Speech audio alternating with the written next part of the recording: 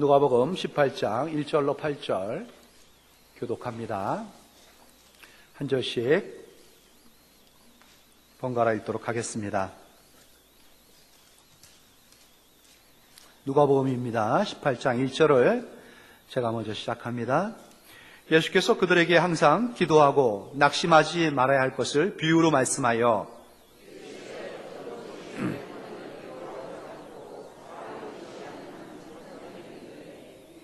그 도시에 한 과부가 있어 자주 그에게 가서 내 원수에 대한 나의 원한을 풀어주소서 하되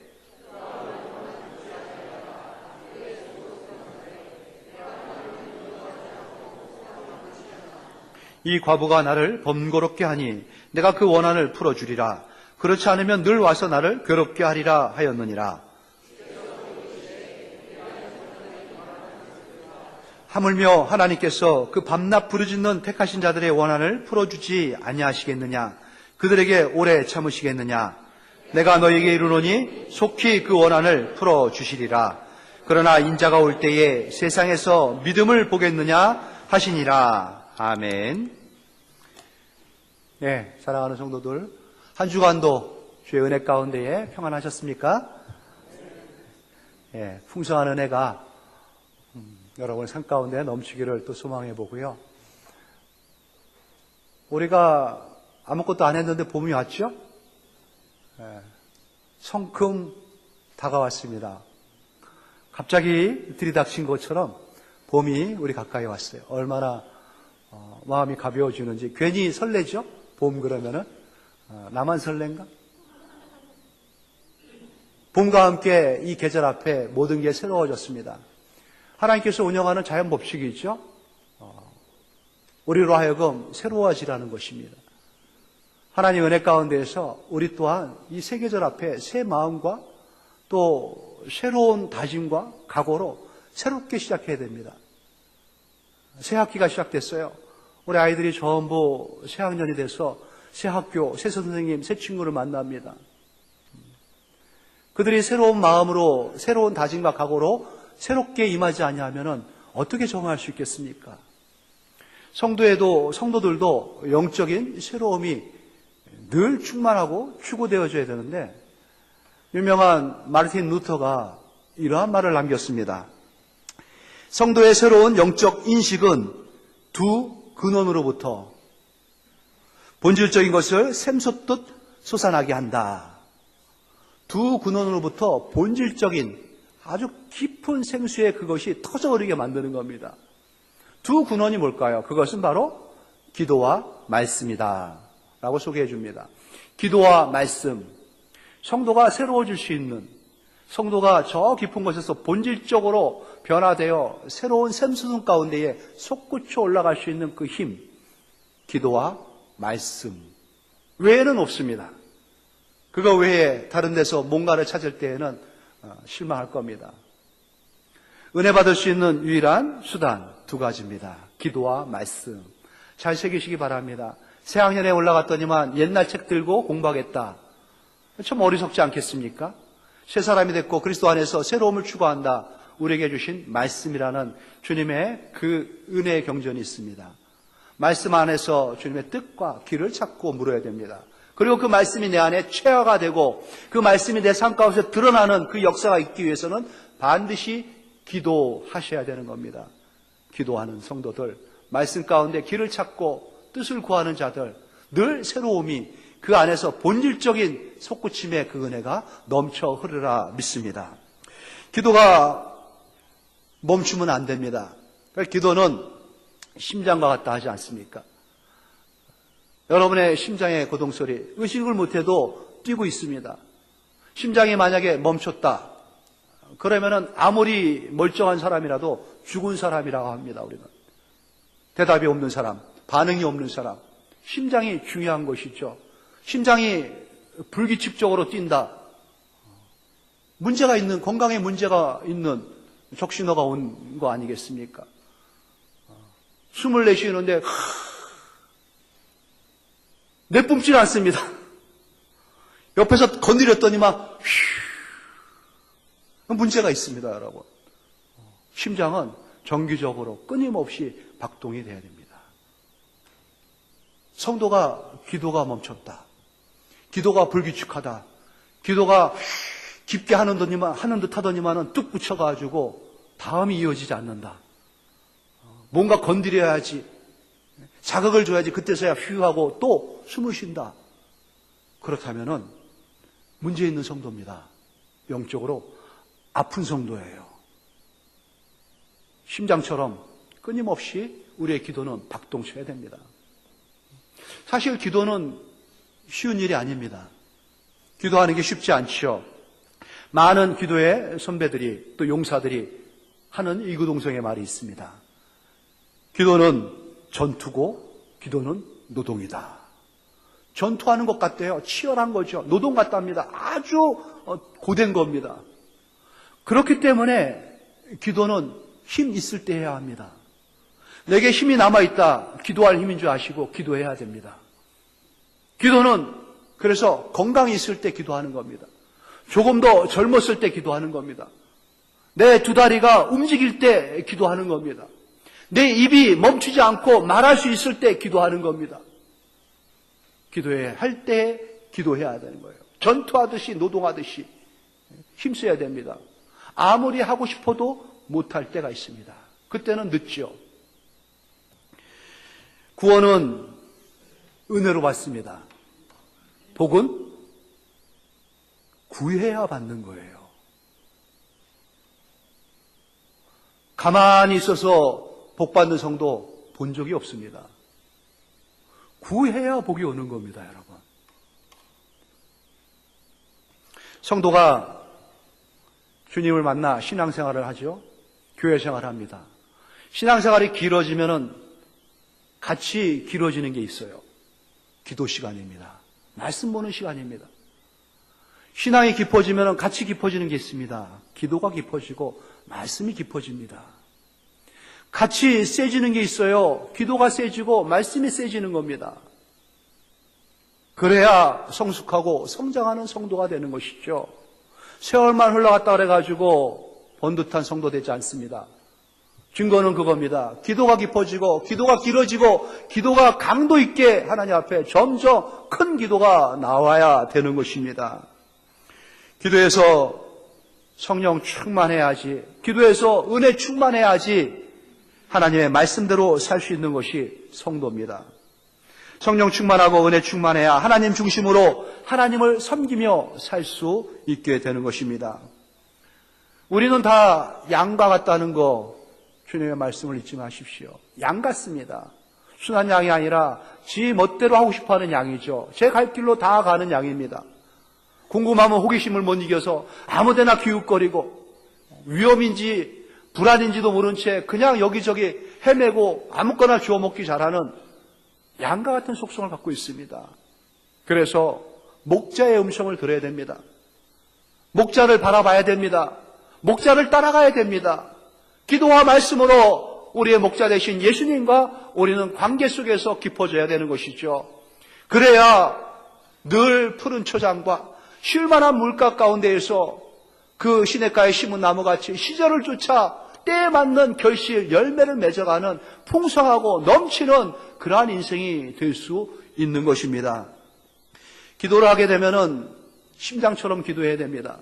하지만 기도의 제목에 따라 기도의 기한이 있어요. 언제까지 기도하면 됩니까, 여러분? 전화는 받을 때까지 울립니다. 기도는요, 응답받을 때까지 해야 되는 거예요. 그렇습니다. 기도는 은혜가 임하고요, 그 문제에 대해서 만족할 때까지 기도하는 겁니다. 기도하다 보면은 충만함을 잊게 되는데 자족함을 얻게 됩니다. 나의 처지에 대해서 만족이 되는 거예요. 환경이 바뀐 게 없습니다. 내가 변한 게 아무것도 없어요. 그런데 이 안에서 그게 해석이 되는 겁니다. 자족이 되고 만족이 와요. 그리고 내 안으로 뭔가 넘치는 게 있는데 기쁨이 드러나기 시작하면서 만족감이 오면서 평안함이 옵니다. 그리고 이 입을 통해서 감사가 나오기 시작합니다. 변한 게 아무것도 없다니까요. 그런데 기도하다 보면 그게 은혜 받은 것이고 충만한 은혜입니다. 길 떠나기 전에 주의하는 그 차들, 먼 길 가려면 만땅 채워야 되는 거 아니겠습니까? 아마 모르긴 몰라도 우리 성도님들 다 오늘 아침에 이 교회 오기 전에 전부 간밤에 핸드폰들 충전했을 겁니다. 성도들이 은혜로 채워져야 되고 충만해야 됩니다. 환경이 이해가 됩니다. 해석이 됩니다. 내 처지가 자족이 오고 평화가 오고 기쁨이 옵니다. 그리고 마침내 감사합니다 하는 게 진심에 묻어서 흘러나오기 시작합니다. 거기까지 기도해야 되는 거예요. 성도가 은혜가 없으면요, 자기의 경험을 자꾸 앞세웁니다. 했던 거, 자기의 이성과 자기의 지식을 세우기 시작합니다. 그리고 나서 감정으로 행하려 하죠. 그렇게 자기의 경험을 따라 자기의 지식과 이성을 쫓아 했더니 돌이켜본 우리의 과거 어떻습니까? 어느 한순간 만족이 있었습니까? 기쁨이 있었습니까? 잘했다 하는 그런 자족함이 들던가요? 늘 불만과 불평 가운데에 아쉬움만 남겨놓는 나 자신이었습니다. 주인이 바뀌어져야 됩니다. 주님으로 충만해가지고 주의 은혜로 채우십시오. 그때에 모든 것이 은혜롭게 전환되기 시작하는 겁니다. 은혜가 오면요, 은혜로 이제 모든 게 보입니다. 내 눈으로 보는 게 아니라 은혜로 주님의 마음이 되어가지고 주님의 눈으로 보기 시작합니다. 주님의 생각으로 생각이 바뀌기 시작합니다.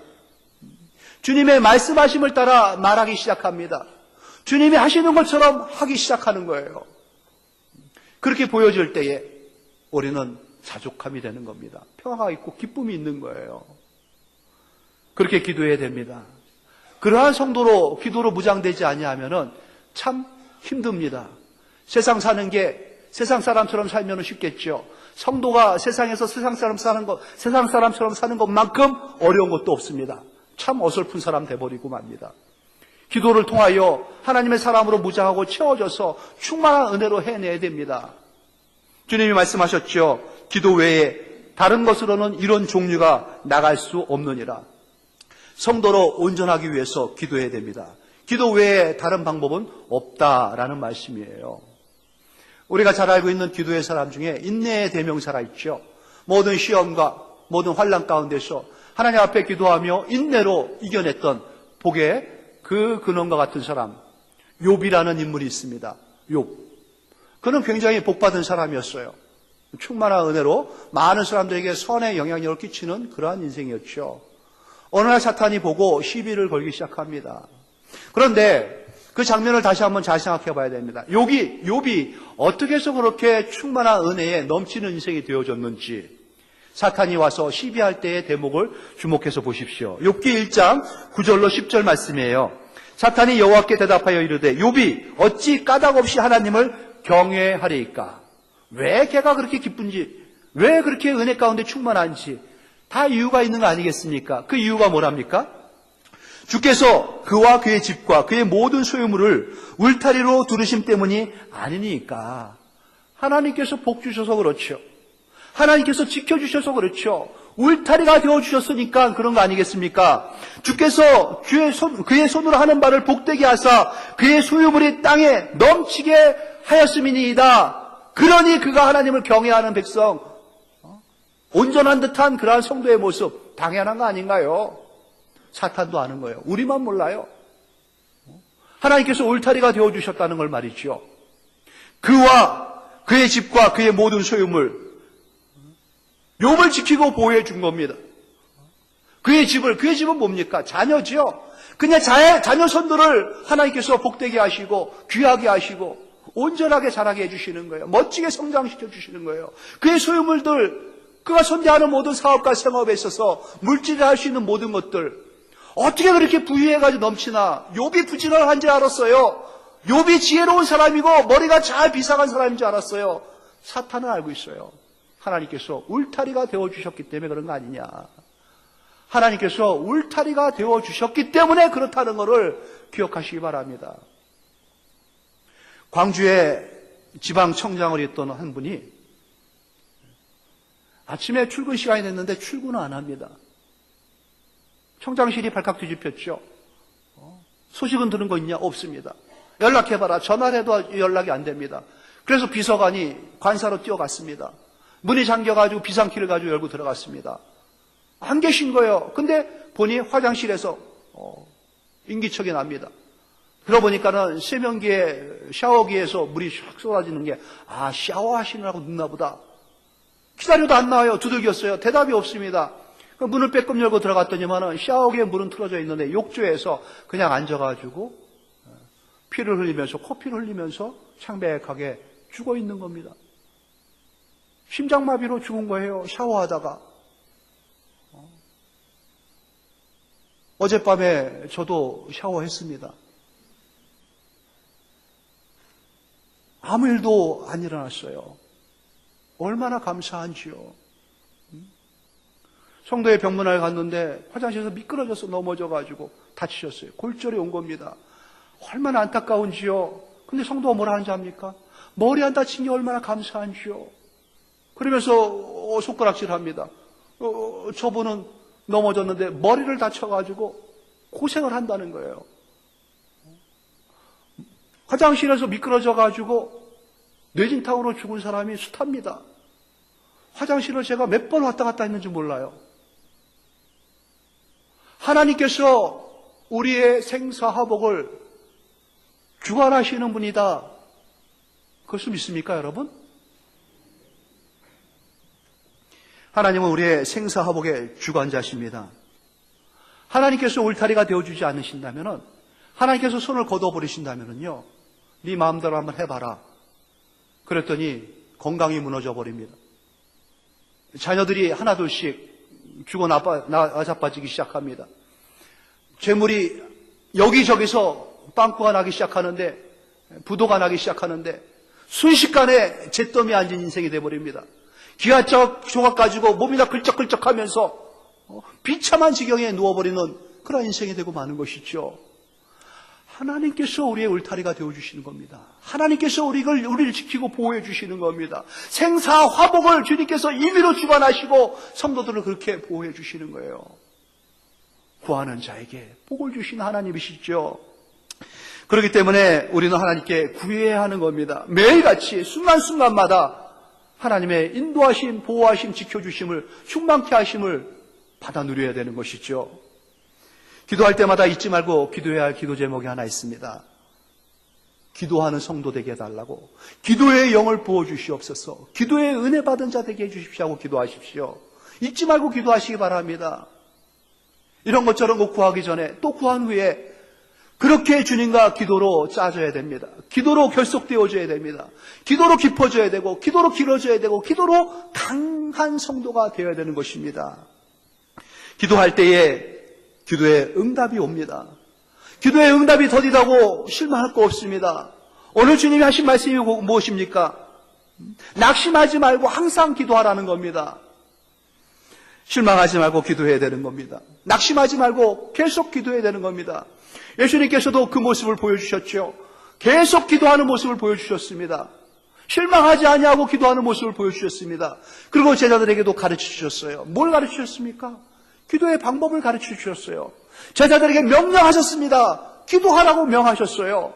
가시는 순간에도 기도하라고 그랬습니다. 기도해야 합니다. 오늘의 본문의 핵심도 기도의 내용이죠. 핵심은 1절에 잘 나와 있습니다. 1절에 보니 예수께서 그들에게 항상 기도하고 낙심하지 말아야 할 것을 비유로 말씀하셨다 하시오. 항상 기도하고 낙심하지 말라는 겁니다. 항상 기도하고 낙심하지 말라고 주님이 말씀하시는데 제자들이 가볍게 듣는 겁니다. 당연히 기도하는 삶 아니겠어요? 새겨듣질 않는 거예요. 그래서 주님이 이런 것까지 비유를 들을 필요도 없는 거 아니겠습니까? 근데 비유를 들어가지고 그들에게 다시 설명해 주는 거예요.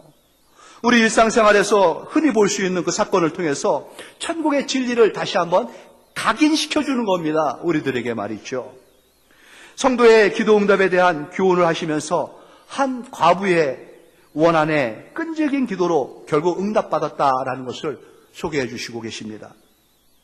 본문에 재판장이 등장하고 과부가 등장하지 않습니까? 비유예요. 재판장은 누구를 비유한 겁니까? 하나님이시죠. 대조한 겁니다. 하나님과. 그러면 이 과부는 누구입니까? 그렇죠. 성도입니다. 바로 우리들이에요. 이 재판관은 근데 불의한 재판관입니다. 못된 재판관이에요. 판단을 지 멋대로 해버리는 자기가 판단하는 기준은 그때그때 기분에 따라 하는 겁니다. 기분을 좌우하는 거는 자기 수입이에요. 뒷돈이 들어왔는지 뇌물이 들어왔는지 이렇게 판결을 해줘가지고 나한테 득될 게 있는지를 따져봅니다. 정의, 공의가 어디 있습니까? 자기가 하고 싶은 대로 하는데. 근데 과부가 와가지고 돈도 없는 천한 여인이 와가지고 자꾸 졸라댑니다. 신경도 안 씁니다. 하나님은 어떠한 분입니까? 신실하신 하나님이시죠. 주님이 말씀하신 약속은 어떠하든 간에 지켜주시고 그 약속을 이행해 주시는 하나님이십니다. 변함없는 마음을 가지고 성도의 어려움을 그때그때마다 풀어주시고 해결해 주신 하나님. 하나님께서 해결 못할 문제는 이 세상에 그 어디에도 없습니다. 하나님께서 풀지 못할 문제는 이 세상에 그 무엇도 없습니다. 문제가 있다면은 그 문제를 해결할 수 있는 하나님을 믿고 하나님께 구해야 하는 것이죠. 그렇다고 성도가 문제가 있다고 해서 그냥 다 해결되는 건 아니죠. 반드시 구해야 해결되는 것입니다. 항상 기도해야 응답이 있는 것입니다. 오늘 이 과부 어떤 문제가 있어서 이 재판관에게 달려왔습니까? 이 당시의 과부는 지금도 과부 그러면 좀 뉘앙스가 좀 안 됐다 하는 쓸쓸함과 외로움을 담고 있는 그러한 단어 아니겠습니까? 근데 이 당시의 과부는 참 비참합니다. 신랑을 먼저 보내고 나니까 홀로 자식들하고 남죠. 막막해지는 겁니다. 사회적 신분도 그런데 친정을 가야 돼요. 그럼 친정에서 요구합니다. 너 시집갈 때 줬던 그 지참금 도로 갖고 와야 된다는 거예요. 어느 시댁에서 그걸 도로 내주겠습니까? 그럼 그 시댁에 머물고 있습니다. 그럼 그 시댁에서 이 여인에게 요구하는 게 신분의 전환입니다. 그동안은 며느리로 아들과 함께 같은 위치에 있었죠. 아들이 죽고 나니까 이제 노예로 전락하는 겁니다. 종이 돼야 되는 거예요. 그러면서 그 시댁을 위해서 평생 봉사하고 살아야 되는 거예요. 그러니 인생이 얼마나 고달픕니까? 얼마나 힘들고 외롭고 또 처지가 참 안 된 것 아니겠습니까? 모든 사람이 삶이 환경이 다 그렇게 우습게 보고 힘들게 합니다. 아주 마음에 이 10년 가운데 속이 타면서 원한이 사무쳐 가는 거예요. 더더구나 그 원한 준 사람에 대해서, 그 원수에 대해서 너무 풀 길이 없는 겁니다. 화병에 걸려서 죽을 지경까지 간 거예요. 그래서 이 여인이 생각해낸 게 불의하지만 저 재판관한테 가가지고 내가 한번 호소해보자. 그리고 갔더니만 재판관이 쳐다도 안 봅니다. 신경도 안 씁니다. 그냥 내쳐버리는 거예요. 쫓겨납니다. 실망할 만할 텐데. 그런데 이 여인이 또 다음날 또 갑니다. 또 내쫓깁니다. 또 갑니다. 가가지고 계속해서 호소하는 겁니다. 재판장님 내 말 좀 들어보시고 이 억울함 좀 풀어주세요. 있다고 좀 내보내라고. 그런데 이 재판관이 불의한 재판관임에도 불구하고 두 손과 두 발을 다 들어버리고 맙니다. 왜 그렇습니까? 4절 보세요. 그가 얼마 동안 듣지 아니하다가 후에 속으로 생각하되 내가 하나님도 두려워하지 않고 사람도 무시하나 이 과부가 나를 번거롭게 하니 내가 그 원한을 풀어주리라. 그래 풀어주마. 만약에 안 풀어주면 그렇게 하지 아니하면 늘 와서 나를 괴롭게 하리라. 풀어준 이유는 단 한 가지밖에 없습니다. 괴롭힘 당하는 게 싫어가지고 번거롭게 하니까 귀찮게 하니까 풀어주마 하고 풀어준 거예요. 뇌물 받지 않았습니다. 따로 챙긴 것도 없습니다. 득될 것도 없습니다. 이것 한 가지밖에 없어요. 불의한 재판관이 결단한 겁니다. 풀어주리라. 나를 귀찮게 하고 나를 괴롭게 하는 저희 이제는 내가 풀어주리라. 그런데 하물며 하늘에 계신 너희 하나님 아버지께서 밤낮 부르짖는 택하신 성도들의 그 억울함을, 그 원한을 풀어주시지 아니하겠느냐? 풀어주시지 아니하겠느냐? 생각해보라는 거예요. 하물며 아버지께서, 하나님께서 풀어주시려는 거죠. 너희들에게 오래 참으시겠느냐? 곧 응답해 주신다는 거예요. 풀어주신다. 주님이 오늘 이 과부의 예를 들면서 4번이나 이 단어가 반복됩니다. 풀어준다는 말이요. 이게 원어상으로는 포이에오라는 단어예요. 포이에오. 다른 이 히브리에서, 헬라에서 쓰여질 때는 이 말이 수행하다, 일을 하다, 역사한다, 그러한 말에 쓰여지는 단어입니다. 풀어주시지 않겠느냐, 무슨 뜻이에요? 하나님께서 일하시지 아니하겠느냐, 그 문제를 놓고 하나님께서 손대고 개입하셔가지고 그 일을 행하신다는 거예요. 하나님께서 역사하시지 아니하겠느냐, 역사하신다는 거죠. 요즘 꼬인 인생들이 많습니다. 마음이 꼬이고 생각이 꼬이고 인생이 꼬입니다. 물질이 꼬이고 관계가 꼬이고 복잡하게 얽혀매가지고 어찌할 바를 모르고 사는 사람들, 심기가 늘 불편합니다. 뭘 봐도 삐딱하게 볼 수밖에 없는 그 마음이 되어버립니다. 뭘 갖춰도 늘 마음에 채워짐이 없고요. 다 그렇습니다. 자녀 문제로 말미암아 점점 꼬여지기 시작하고요. 이 건강으로 말미암아 점점 복잡해지기 시작합니다. 재물로 물질로 말미암아 신경을 온통 써도 쓰면 뭐합니까? 점점 어려워지는데 꼬이고 뭉치고 막히고 답답한 인생들, 힘든 인생이라도 아무리 억울하고 사무친 원한의 인생이라도 주님께 나왔다, 주님께 구했다, 주님이 풀어주신다는 겁니다. 풀어주시지 아니하겠느냐, 주님의 약속이죠. 낙심하지 말고 항상 기도해야 됩니다. 낙심하지 말라는 것은 그 원한, 원수의 그러한 공격 앞에 낙심하지 말라, 이게 아니죠. 기도의 응답이 안 온다고, 기도의 응답이 더디다고, 내 환경이 안 바뀌었다고 낙심하지 말라는 겁니다. 문제가 있습니까? 우리에게 희망이 있습니다. 기도할 수 있다는 거예요.